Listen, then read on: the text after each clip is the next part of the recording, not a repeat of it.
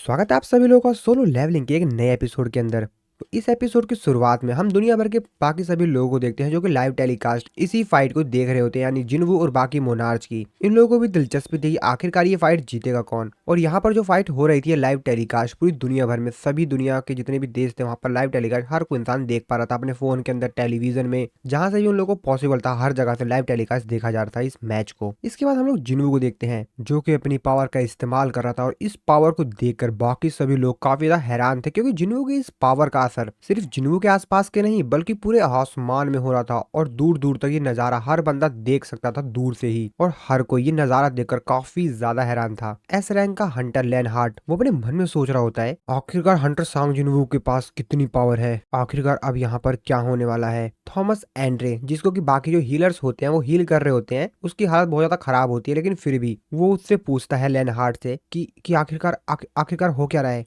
लेनहार्ट उसको बताता है, मेरे को ऐसा लग रहा है कि मैं गवाह हूँ इस दुनिया के अंत का, मुझे लगता है कि दुनिया का अब अंत नजदीक है। इस तरफ जो मिस्टर बेक होते हैं वो भी उस चीज को देखकर काफी ज्यादा हैरान होते हैं, वो अपने मन में सोचते हुए कहते हैं कि क्या क्या ये वही सांग जिन्वू है जिसको कि मैं जानता था कि वो एक ऐसा हंटर है जो कि ग्रो कर सकता है, लेकिन लेकिन इतना ज्यादा स्ट्रांग, इतना ज्यादा पावरफुल, वो भी इतने कम समय में। और इस तरफ जिन्वू के जो शैडो सोल्जर्स थे जैसे कि इग्रीस अपने कुछ साथियों के साथ जाकर सीधा राकान के ऊपर अटैक करता है, ग्रिड अपने कुछ साथियों के साथ मोनार्च ऑफ आइस के ऊपर अटैक करता है, और बेरू सीधा जाता है क्यूरेसा के पास। बेरू क्यूरेसा की उंगलियों को ही काट देता है। इस चीज को देखकर क्यूरेसा तो बहुत ज्यादा आग बबूल हो जाती है, वो गुस्से में चिल्लाते हुए कहते हैं कि ये बास्टर्ड ये बचेगा नहीं। जिन्हों इन लोगों के ऊपर अटैक करने के लिए आता है, और वो कहता है कि मेरे को क्रिएटर ने एक चीज कही थी, जानते हो क्या? उसने मेरे को कहा था कि मैं मारा जाऊंगा। इस दुनिया के जो पिलर ऑफ फ्लेम्स हैं जिसने कि इस दुनिया को पकड़ के रखा हुआ है, उनके द्वारा मैं मारा जाऊंगा। लेकिन हाँ, उसने मेरे को एक चीज नहीं बताया कि क्या वो पिलर गिरते भी हैं या नहीं। और ऐसा बोलने के साथ ही जिन्वू राकान के ऊपर काफी भयंकर अटैक करता है। इस तरफ हम लोग वही सिटी में थोड़ी सी दूर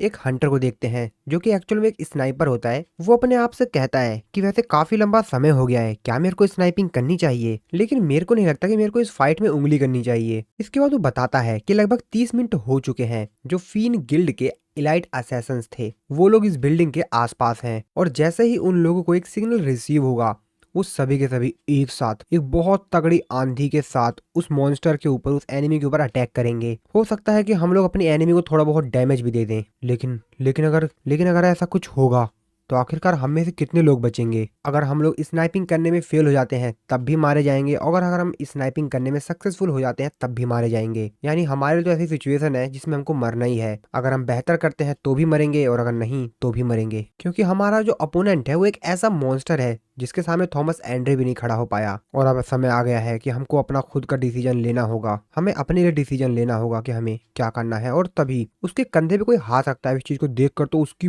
बहुत गंदी वाली फट जाती है, उसकी हालत खराब हो जाती है कि अब ये कौन आ गया मेरे पीछे एकदम से ही। तभी पीछे जो होता है वो उससे बोलता है कि तुम सिर्फ बैठो और देखो, लेकिन वो हंटर उल्टा ही उसके ऊपर अटैक करते हुए कहता है कि तू तू तू तू तू कौन है बे? और वो उस चीज को देखकर काफी ज्यादा हैरान हो जाता है, उसकी आंखें तो खुली की खुली रहती हैं। इस तरफ हम लोग देखते हैं मिस्टर बेक और बाकी सभी हंटर्स को जो कि उस जगह पर थे जहाँ पर लड़ाई हो रही थी। मिस्टर बेक अपने मन में सोचते हुए कहते हैं कि हम सभी हंटर्स इस मैजिकल बीस्ट को यहाँ पे मारने के लिए आए थे, लेकिन मेरे को नहीं लगता कि हमें से कोई सिंगल भी जाकर उस लड़ाई में इंटरफेयर करेगा। हम लोग तो इस लड़ाई को ऐसे देख रहे हैं जैसे कि सब कुछ तो अपने आप ही हो जाने वाला है, हम तो बस इंतजार कर रहे हैं। और ऐसा लगता है कि अब लड़ाई का अंत करीब आ गया है, ये लड़ाई खत्म होने वाली है। इस तरफ हम लोग जिन्वू को देखते हैं जिसकी फाइट अब क्यूरेसा से होने वाली है। क्यूरेसा जिन्वू के ऊपर अटैक करती है। जिन्वू के ऊपर वो अटैक जैसे ही आता है जिन्वू उसको सेंस कर लेता, कहता ओ तो ये तो पॉइजन है ना, ये जरूर पॉइजन है। जिन्वू का सिस्टम उसको नोटिफाई करके बताता है कि वेनोम इफेक्ट जो कि अभी भी एटमॉस्फेयर में प्रेजेंट है। जिन्वू कहता है कि पॉइजन का मेरे ऊपर कोई असर नहीं होता है, और तभी जिन्वू को सिस्टम कहता है कि हम डिटॉक्सिफिकेशन का इस्तेमाल करने जा रहे हैं। 3, 2, 1 डिटॉक्सिफिकेशन सक्सेसफुली कंप्लीट। यानी कि क्यूरियस ने जिस जहर से, जिस पॉइजन से जिन्वू के ऊपर अटैक किया था उससे तो जिन्वू को कोई असर हो ही नहीं रहा, क्योंकि जिन्वू के पास इस जहर का, जो भी उसने पॉइजन के ऊपर अटैक किया था, उसका तो इलाज पहले से ही है, यानी कि डिटॉक्सिफिकेशन। अब ये चीज को देखकर तो क्यूरियस का दिमाग सनक सा जाता है, चिल्लाते हुए कहती है कि ये बास्टर्ड। उसका तो पूरा मूड ही खराब हो जाता है। क्योंकि शायद उसके पास यही एक ऑप्शन था कि जिन्हों के ऊपर वो जहर से अटैक करे और जिन्हों को मार पाए, लेकिन इसका तो कोई असर ही नहीं हुआ। उसका तो दिमाग पूरा फड़क सा जाता है, दिमाग में सनक जाती है एकदम ही, और जिन्हों के ऊपर काफी ज्यादा तेजी से आते हुए अटैक करती है और चिल्लाते हुए कहते हैं कि मैं तेरे को मार डालूंगी, तेरे टुकड़े टुकड़े कर दूंगी मैं। लेकिन जिन्हों के पास वो आती, हाँ वो जिन्हों के पास आ रही थी, लेकिन जिन्हों भी अपनी पावर का इस्तेमाल करके उसको अपनी तरफ खींचने लगता है बहुत ज्यादा तेजी से, और उसके ऊपर काफी ज्यादा तेजी से जाकर अपने डैगर से अटैक करता है और उसके शरीर के टुकड़े टुकड़े कर देता है। क्यूरियसा कहती है तो जरूर जरूर ये मेरा अंत है, कि वो हैवी डार्कनेस जिसमें से हम सभी लोग निकले, जिससे कि हम लोग बने, वही डार्कनेस आखिरकार ये कितनी ज्यादा ब्रिलियंट है ना। और वो मर जाती है। तो जिन्हों ने यहाँ पर एक मोनार्च को मार दिया है। जिन्हों का सिस्टम उसको नोटिफाई करके बताता है कि तुमने क्यूरेसा जो कि मोनार्च ऑफ इंसेक्ट है उसको मार दिया है, यानी कि तुमने 9 में से एक मोनार्च को मार दिया है। और जिन्हों का लेवल अप होता है बहुत ज्यादा तेजी से। अब इस चीज को देखकर मोनार्च ऑफ आइस की तो आंखें खुली की खुली रहती हूँ, तो काफी ज्यादा हैरान होता है। कहता है कि आखिरकार एक मिनट, ये कैसे पॉसिबल हो सकता है, ये हुआ कैसे। ये शेडो मोनार्च की पूरी पावर का इस्तेमाल भी नहीं कर सकता अभी भी, लेकिन फिर भी इसने क्यूरेशा को मार दिया। ओ, तो लगता है कि हम लोग दोबारा से एक्सपीरियंस करने वाले हैं उस डर को जो कि सबसे ज्यादा ताकतवर मोनार्च के अंदर से आती थी, जो कि इस पूरी दुनिया पे राज करता था। रकान उससे कहता है कि डरने की जरूरत नहीं है, मैं ही उसे मारूंगा। और वो बेरू को पकड़ते हुए कहता है कि ये इन छोटे मोटे कीड़े मकोड़ों के ऊपर डिपेंडेंट है ना, वो अभी भी कंप्लीट नहीं है, वो अभी भी एक इनकम्प्लीट मोनार्च है। और एक इनकम्प्लीट मोनार्च कभी भी ट्रू मोनार्च के रास्ते में आके उसको रोक नहीं सकता। उसकी अभी भी इतनी औकात नहीं कि वो एक ट्रू मोनार्च को रोक सके। जिन्वू अपने मन में सोचते हुए कहता है कि बेरू का एग्जिस्टेंस धीरे धीरे करके खत्म हो रहा है। क्या इसने बाकी सभी शैडो सोल्जर्स को, और जो कि मैंने थॉमस एंड्रे के पीछे भी रखा हुआ था, उन सभी को क्या इसने इसी तरीके से मार दिया। और तभी जिन्वू चिल्लाते हुए कहता है कि सामान कैंसल, बेरू वापस आओ। लेकिन जिन्वू का सिस्टम उसको नोटिफाई करके बताता है कि जिस चीज को तुम वापस बुलाने की कोशिश कर रहे हो उसको तुम वापस नहीं बुला सकते हो। अब इसी को देखकर तो जिन्वू की हालत काफी ज्यादा खराब हो जाती है और वो डिसाइड करता है वो खुद ही बेरू को जाके बचाएगा, और इसीलिए वो काफी ज्यादा तेजी से रकान के ऊपर जाता है अटैक करने के लिए। लेकिन रकान बेरू को छोड़कर दूर भाग जाता है, यानी थोड़ा सा दूर चला जाता है। जिन्वू ने बेरू को उसको मरने से तो बचा लिया था, लेकिन बेरू के काफी शरीर के जो हिस्से होते हैं वो डिसअपेयर से हो जाते हैं। जिन्वू अपने मन में सोचते हुए कहता है कि मैंने बेरू को तो बचा लिया, लेकिन तभी जो मोनार्च ऑफ आइस होता है वो चिल्लाते हुए कहता है कि तुम सही थे किंग ऑफ बीस्ट, तुम सही थे। और फिर वो भी अपनी आइस पावर का इस्तेमाल करता है और बहुत बड़े बड़े आइस के माउंटेन टाइप शील्ड बना लेता है। और वो जिन्वू से कहता है कि ये इंसान, ऐसा लगता है कि तू अपनी पावर में काफी ज्यादा कॉन्फिडेंट हो गया है। इतना ज्यादा कॉन्फिडेंट भी अच्छी बात नहीं है, तेरे पास तो कोई ऑनर भी नहीं है। और फिर वो भी अपनी फुल फॉर्म में आता है। उसने चारों तरफ बर्फ के बहुत बड़े बड़े माउंटेन्स टाइप्स बड़े बड़े माउंटेन बना लिए थे। और अगर तेरे को लगता है कि तू अपनी पावर का इस्तेमाल करके इन छोटे मोटे जो पपेट्स को, जिनको तू कंट्रोल कर रहा है ना, इनको कंट्रोल कर पाएगा और इनके बलबूते पर, इनके दम पर तू हमें हराने की कोशिश कर रहा है ना, तो ये चीज याद रखियो कि हम लोग सिंपली इनको काट देंगे और तू कुछ भी नहीं कर पाएगा, तू इनको कंट्रोल तक नहीं कर पाएगा, बचा भी नहीं पाएगा। और मैं इन पपेट्स को अपनी अथॉरिटी के अंदर, अपनी पावर के अंदर ट्रैप कर लूंगा और बस ये लोग बार बार अपने आप को हील करते रहेंगे, बार बार जिंदा होते रहेंगे, मरते रहेंगे, हील होते रहेंगे, बार बार यही सब करते रहेंगे और ये तेरी बिल्कुल भी मदद नहीं कर पाएंगे। और जो तेरे शैडो सोल्जर हो किसी लायक नहीं रहेंगे, वो एक तरह से पैरासाइट बन जाएंगे जो कि सिर्फ तेरी माना को खा रहे होंगे। इस चीज को देखकर जिन्वू भी काफी ज्यादा हैरान होता है और अब तू क्या करेगा। और वो जिन्वू के ऊपर अपने वीपन से अटैक करता है और वो कहता है अब तू क्या करेगा इंसान। हालांकि जिन्वू अपने डैगर से उसके इस अटैक को रोकने की कोशिश करता है, लेकिन उसका एक अटैक जिन्वू के शरीर को टच हो जाता है और वहां पर जिन्वू घायल हो जाता है और वो जिन्वू को जमीन में उठा के पटकता है। लेकिन तभी वो देखता है, कहता है क्या वो तो यहाँ पर है ही नहीं, और जिन्वू वहां पर होता ही नहीं। वही चीज देख के काफी ज्यादा हैरान होता है, उसकी आंखें खुली खुली रहती है, वो कहाँ पे चला गया है। और तभी जिन्वू उसके एकदम से पीछे से आता है साइड से और उसके ऊपर में डैगर से अटैक करता है। वो बाल बाल जिन्वू के उस डैगर के अटैक से बचता है और वो जिन्वू के ऊपर उल्टा फिर से एक अटैक करता है, जिससे कि जिन्वू काफी ज्यादा दूर जाकर गिरता है। लेकिन जिन्वू अपने आप को बैलेंस करके फिर से खड़ा हो जाता है उससे फाइट करने के लिए। जिन्वू अपने मन में सोचते हुए कहता है कि ये थोड़ा सा तेज है। मोनार्च ऑफ आइस जिन्वू से कहता है कि तेरी स्टेल्थ स्किल अभी भी बहुत ज्यादा माना कंज्यूम कर रही है और चिंता मत कर, ये बहुत ही ज्यादा जल्दी खत्म हो जाएगी। और वो जिन्वू की तरफ काफी ज्यादा तेजी से बढ़ रहा होता है जिन्वू के ऊपर अटैक करने के लिए, और जिन्वू करीब जाकर उसके ऊपर अपने वीवन से अटैक करता है और जिन्वू अपने डैगर से उसके सारे अटैक्स को डॉज कर रहा होता है और उसके अटैक्स को ब्लॉक कर रहा होता है। लेकिन वो जिन्वू से काफी ज्यादा तेज था और इसीलिए जिन्वू के शरीर पर काफी सारे कट्स लगाता है, जहां से जिन्वू के शरीर से खून निकलने लग जाता है। जिन्वू उससे कहता है कि मूवमेंट, साइट, ब्रीथिंग, मसल्स, माना, फ्लो, मैं सब कुछ देख सकता हूँ, मैं ये सब कुछ देख सकता हूँ और मैं शायद इससे भी तेज हो सकता हूँ। सिर्फ मेरे को तेज होना होगा, हाँ मेरे को सिर्फ इससे थोड़ा सा तेज होना होगा। मोनार्च ऑफ आइस जिन्वू से कहता है कि मुझे नहीं पता कि तू अपने दिमाग में क्या सोच रहा है, तू क्या करने सोच रहा है, बट चिंता मत कर, इसका कोई भी यूज नहीं होगा, तू इस चीज का इस्तेमाल ही नहीं कर पाएगा।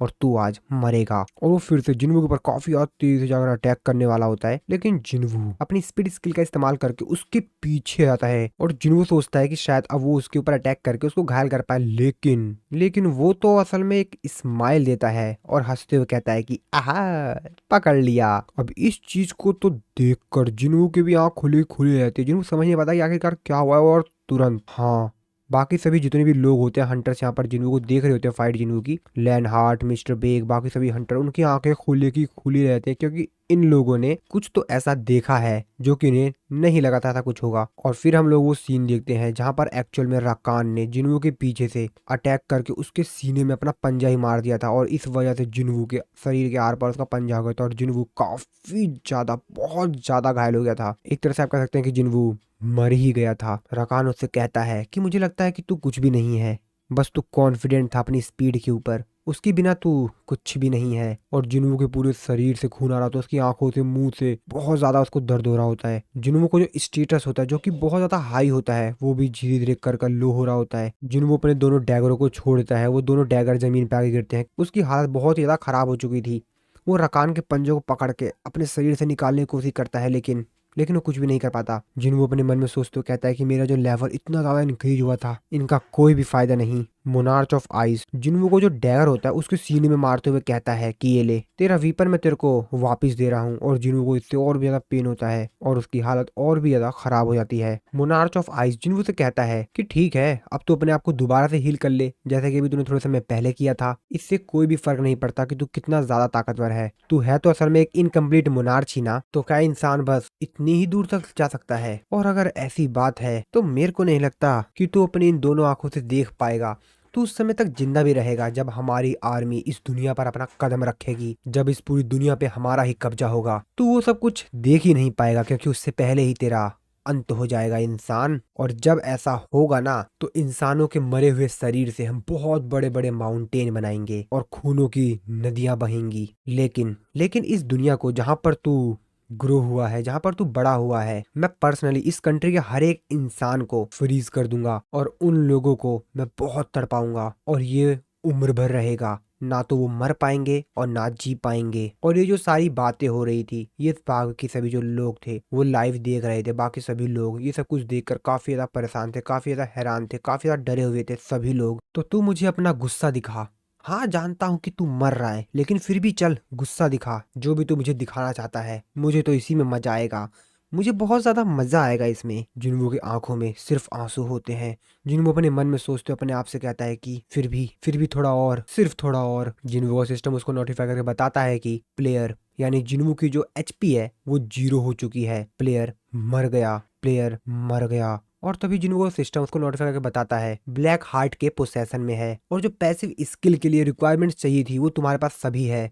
पैसिव स्किल जो कि अननोन है, जिसके बारे में कुछ पता ही नहीं है। जिन्वू को जो स्टेटस होता है वहां पर जो पैसिव स्किल्स होती है अननोन मैक्सिमम, वो भी तक शो नहीं हुई होती है, और वो एकदम से ही ग्लो करती है और वो एक्टिवेट हो जाती है, और वो भी मैक्सिमम पर, और वो बहुत ज्यादा तेजी से ग्लो मारती है। और जिन्वू के एकदम आंखों के सामने लाइट चमकती है, और तभी जिन्वू की आंख खुलती है और जिन्वू झटके से उठता है और वो अपने आसपास का नजारा देखता है। तो एक्चुअल में वो हॉस्पिटल के अंदर, तो जिन्वू कहता है कि ये क्या है, और वो अपने छाती को पकड़ते हुए कहता है कि ये क्या है। और तभी उसको सब कुछ याद आने लगता है कि किस तरीके से उसके ऊपर रकान ने अटैक किया था, किस तरीके से मोनार्च ऑफ आइस ने उसके सीने में डैगर मारकर उसको मार दिया था। उसको वो सब कुछ याद आ रहा होता है। जिन्वू उठते हुए कहता है कि क्या वो सब कुछ सपना था? क्या सच में ये एक सपना था? जिन्वू अपने चारों तरफ देखता है तो उसको सब कुछ नॉर्मल सा दिखाई देता है, मानो जैसे जिन्वू फर्स्ट टाइम जब अवेक हुआ था ना, डबल डंजन में मरने के बाद एक प्लेयर बना था जब जिन्वू, उसके सामने सेम वही सिचुएशन जैसी सीन होता है। वो कहता है कि क्या ये हॉस्पिटल है? हाँ, मेरे को कंफर्म याद है यार कि वो जो आइस डैगर था वो मेरे हार्ट के आर पार चला गया था, लेकिन मैं अभी भी जिंदा हूँ। और तभी यहाँ पर मिस्टर च्यूल अपने साथी के साथ आते हैं और वो जिन्वू से कहते हैं ओ तो तुम जग गए। जिन्वू उनसे कहता है कि चेयरमैन वू च्यूल। जिन्वू उनसे कहता है कि चेयरमैन उन मॉन्स्टर्स के साथ क्या हुआ, उन मोनार्च के साथ, और आखिरकार मैं अभी भी कैसे जिंदा हूँ? जिसपे मिस्टर च्यूल उसकी कुछ बात का रिप्लाई नहीं दे पाते, क्योंकि तो उनको कुछ समझ ही नहीं आ रहा होता है। मिस्टर च्यूल जिन्वू से कहते हैं कि मैं तुमसे 3 चीज पहले कहना चाहूंगा, तो ध्यान से सुनना इन 3 चीजों को। मैं कोई चेयरमैन नहीं हूँ, मैं सर्विलेंस टीम का चीफ इंस्पेक्टर हूँ। और दूसरी बात, मैं तुमसे यहाँ पर उन हिलने वाले स्टैचू के बारे में पूछने के लिए आया हूँ। और तीसरी बात, तुम्हें कैसे पता कि मैं कौन हूँ? बताओ, तुम कैसे जानते हो कि मैं कौन हूँ? जिन्वू कहता है हैं? अब जिन्हों को भी कुछ समझ नहीं आ रहा था कि आखिरकार यहाँ पे सीन क्या चल रहा है। जिन्हों उनसे पूछता है कि वह एक मिनट, एक सेकंड, आखिरकार आप उन मूविंग स्टैचूज के बारे में मतलब उस क्या मतलब उससे आपका? मिस्टर च्यूल जिन्हों को बताते हैं जब व्हाइट टाइगर गिल्ड को वहां के इंसिडेंट के बारे में पता चला तो हम लोग जब उस जगह पर पहुंचे तो वो उसका कुछ कह पाते जिन्हों तभी उनको बीच में रोकते हुए कहता है कि नहीं नहीं नहीं नहीं,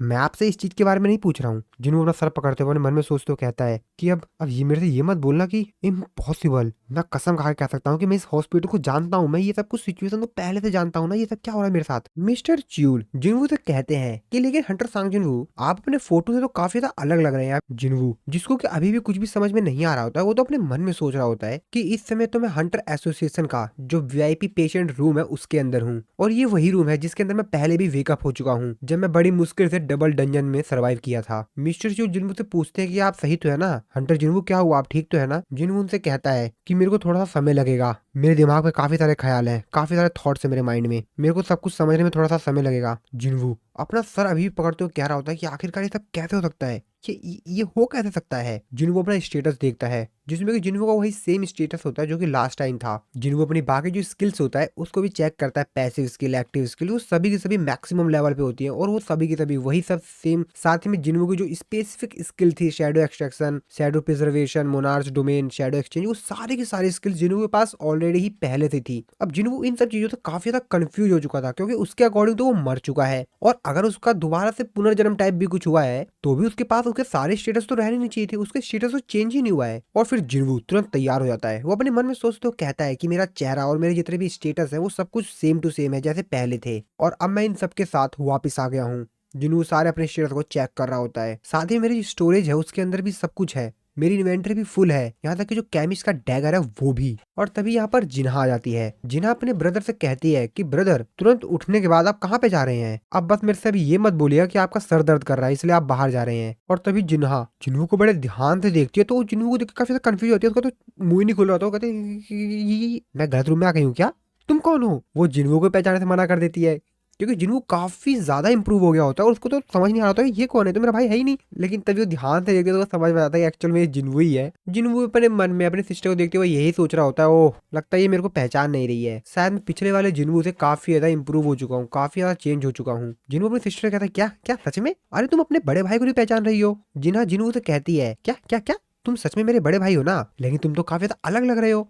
अरे काफी क्या, बहुत ज्यादा अलग लग रहे हो तुम तो। अब जिन्हों बेचारा क्या ही कहता, इसलिए जिन्हों से कहता है कि तुम्हें ऐसा लग रहा होगा, तुम्हें ऐसा लग रहा होगा। जिन्हों से कहता है कि वैसे मैं थोड़ा सा ज्यादा ही बिजी हूँ तो मैं सीधा हंटर एसोसिएशन जा रहा हूँ। जिन्हा उसके ऊपर चिल्लाते हुए कहती है कि तुम वहां पर क्या करने के लिए जा रहे हो। जिन्हा की जो फ्रेंड होती है हैन, वो भी साइड में खड़ी होती है कि उनको उन लोगों को ये बताने के लिए कि मैं एक हंटर के तौर पर अपनी जॉब छोड़ रहा हूँ, ये काम धंधा मेरे से नहीं होगा, मैं छोड़ रहा हूँ काम धंधा अपना हंटर के तौर पर। जिन्हा ये बात सुन के कहती क्या सच में? जिन्हों उससे कहता है मैं जानता हूँ कि तुम बीच स्कूल में से ही आ गई हो तो चुपचाप अपने स्कूल वापिस जाओ। जिन्हा कहती है क्या, और जिन्हों हैन को देखते हुए कहता है कि और तुम हैन सॉन्ग ही अपनी पढ़ाई लिखाई छोड़कर हंटर मत बनो। ये बात सुनकर हैन काफी ज्यादा हैरान होते कहते हैं, वो अपने मन में सोचते हुए कहती है कि इसको मेरा नाम कैसे पता। और फिर जिन्हों वहां से जाने लगता है। जिन्हों अपने मन में सोचते हुए कहता है लेकिन हाँ मेरे पास मेरे शैडो सोल्जर्स नहीं है, मेरे को अपनी आर्मी दोबारा से बनानी होगी। लेकिन लेकिन ये कैसे हो सकता है, ये हुआ कैसे आखिरकार इतनी बड़ी चीज, ये हुआ क्या? मुझे तो अभी भी कुछ समझ नहीं आ रहा है। क्या सच में मैं पास्ट में आ गया हूँ? टाइम ट्रेवल का चल रहा है यहाँ पर सीन? नहीं यार, टाइम ट्रेवल वाली मशीन तो बनी नहीं है। लेकिन नहीं यार, अभी तो 2025 चल रहा है ना, अभी टाइम ट्रेवल की मशीन कहाँ बनेगी? वैसे टाइम ट्रेवल वाली जो मशीन है, जब एनी एक्सप्लेनर के 1 लाख सब्सक्राइबर हो जाएंगे उसके बाद ही बननी चाहिए थी ना। एनी एक्सप्लेनर के अभी तक 1 लाख सब्सक्राइबर तो हुए नहीं है। नहीं नहीं नहीं, ये टाइम ट्रेवल। और फिर जिन्हों डायरेक्टली पहुंच जाता है हंटर एसोसिएशन, वहां पर जाकर अपना दोबारा से रीटेस्ट करवाता है। वहां पर जो इन्विजिलेटर होता है वो जिन्हों को देखते हुए अपने मन में सोचते हुए कहता है कि मिस चाइन को 2 साल हो चुका है जब वो रीअवेक हुई थी और इस गरीब बेरोजगार को लग रहा है कि ये एक एस रैंक का हंटर है। तभी उसका जो दूसरा साथी होता है वो आकर उसको बताता है और कहता है कि हमारा जो डिवाइस है वो इसकी मैजिकल पावर को तो मेजर ही नहीं कर पा रहा है। हाँ हाँ, हंटर सांग जिन्हों की पावर को। जिन्हों उन लोगों से कहता है कि हाँ मैं जानता हूँ, लेकिन ये सब दोबारा करने से पहले मैं वैसे तुम्हारे जो चेयरमैन है उनसे मिलना चाहूंगा। वैसे इस समय है कहाँ पर? जिसपे वो कहता है क्या चेयरमैन, चलिए मैं आपको बता देता हूँ। लेकिन जिन्हों उनसे कहता है कि रहने दो तुम लोग, रहने दो, तुम लोग अपना काम करो, मैं जानता हूँ कि उनका ऑफिस कहाँ पर है, मैं खुद ही चला जाऊंगा। अब ये चीज को देखकर तो वो लोग भी काफी हैरान होते हैं, कहते हैं कि आखिरकार एक बाहर के बंदे को चेयरमैन का रूम कैसे पता। और फिर जिन्हों चेयरमैन के रूम में जाने लगता है तो यहाँ पर जो कैंग होता है, जो कि एक असैसन है, हंटर होता है, वो भी जिन्हों के साथ उसी लिफ्ट में होता है जिस लिफ्ट में जिन्हों मिस्टर गो से मिलने के लिए जा रहा था। वो तो अपने मन में सोचते हुए कहता है कि आज का क्या सिनेरियो होने वाला है। वैसे ये मेरा पहली बार नहीं है जब मैं हंटर एसोसिएशन से इस तरह से झूठ बोलूंगा, लेकिन हाँ यार, अगर चीफ इंस्पेक्टर वू चियोल ने मेरे को पकड़ लिया ना तो थोड़ी ज्यादा बड़ी दिक्कत हो सकती है।